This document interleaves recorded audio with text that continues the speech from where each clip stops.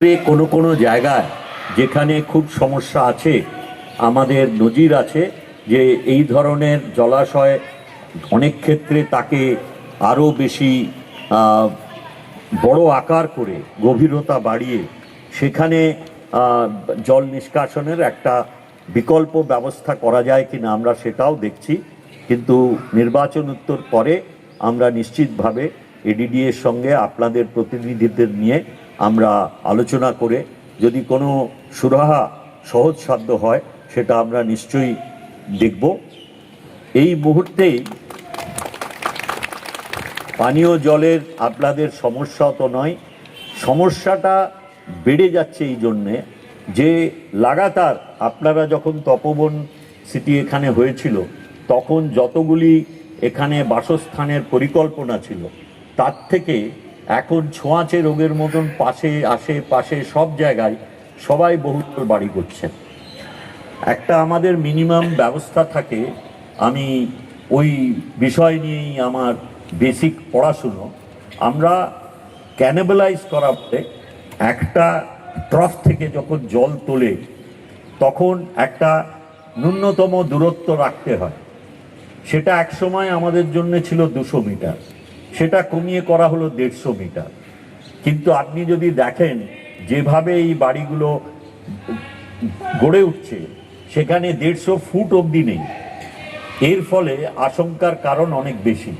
কিন্তু পরিশ্রুত জলের ব্যবস্থা করতে গেলে আগে তো জলের সোর্স ঠিক করতে হবে, তার দূরত্বের ওপর নির্ভর করবে তার খরচ কত হবে। একটা বিশাল খরচের ব্যাপার যদি ডিভিসি থেকে জল নিয়ে আসতে হয়। দুর্গাপুরের থেকে আনতে গেলে দুর্গাপুরের যে জনস্ফীতি হয়েছে সেই জনস্ফীতিকে জল সরবরাহ করা এখন সমস্যা হচ্ছে। আমাদের নিজের আমার লক্ষ্য, যদি অনেকে জিজ্ঞেস করছেন আপনি আবার এলে কী করবেন, আমার একটা লক্ষ্য আছে যে দুর্গাপুরে জলের সরবরাহ বাড়ানোর দিকে আমরা বিশেষ নজর দেব। এখন তার সঙ্গে ওই প্রকল্পের সঙ্গে এটা আলাদা প্রকল্প করতে হবে। আপনারা যদি ওইখানের উপর নির্ভরশীল হয়ে যান, আড়ার থেকেই জলের প্রেশার কমতে কমতে তারপরে ওখানেও তো লাগাতার এই বিশাল বিশাল বহুতল বাড়ি হয়ে যাচ্ছে। আমরা নতুন আইন আনার প্রণয়ন করার চেষ্টা করছি যাতে এই ধরনের অবৈজ্ঞানিকভাবে যেখানে সেখানে গ্রাম অঞ্চলে বিশেষ করে যেখানে আমাদের পরিকাঠামো এরকম নেই যে আমরা জল নিষ্কাশনের ব্যবস্থা করতে পারবো এবং আমরা সবাইকে পরিশ্রুত জল দিতে পারবো, এই ধরনের বাড়িতে আমাদের যে জল প্রকল্প আছে সেই জল প্রকল্পে গ্রাম অঞ্চলে একেবারে ছোট ছোট বাড়িতে জল সরবরাহের ব্যবস্থা, তার যে মোট জলের ক্যাপাসিটি সেটাও আপনারা জানেন দুর্গাপুর বা পার্শ্ববর্তী এলাকায় সবই ভূগর্ভের জল। সেই জন্যে এখানের জন্য আলাদাভাবে কি চিন্তা করা যায় সেটাও আমরা আলোচনা করব। কিন্তু আমার মনে হয় অগ্রাধিকার পাবে আপনাদের জল নিষ্কাশনের ব্যবস্থা। আমার মনে আছে এবারে যখন অনেক লম্বা বর্ষা হয়েছিল, আমরা সেই বর্ষার কারণে দুর্গাপুরেরও বিভিন্ন জায়গা প্লাবিত হয়ে যায়, আসানসোলেরও বিভিন্ন জায়গা প্লাবিত হয়ে যায়।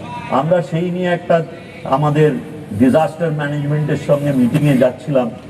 আপনাদের একজন এখানের সাথী তিনি ফোন করছিলেন, আমি তখন সজল আর আমাকে স্বর্গত ভবানী ভট্টাচার্যের শরণাপন্ন হচ্ছিলাম যে তাড়াতাড়ি আপনাদের এই জল যে আপনাদের জীবন দুর্বিষহ করে তুলছিল তার থেকে যেন আপনারা নিষ্কৃতি পান। তো আমার এই ধারণা আছে, তবে এটুকু আপনাদের বলতে পারি যে আপনাদের সঙ্গে নিয়ে এই সমস্যার সুরাহা করার চেষ্টা করব।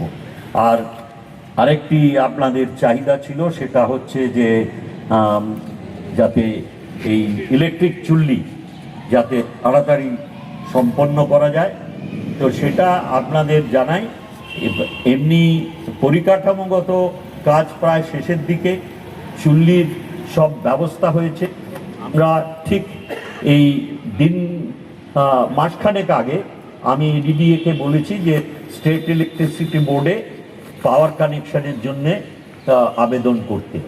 তো আমরা শেষ পর্যায়ে এসেছি, ওটা মোটেই দেরি হবে না, কারণ যে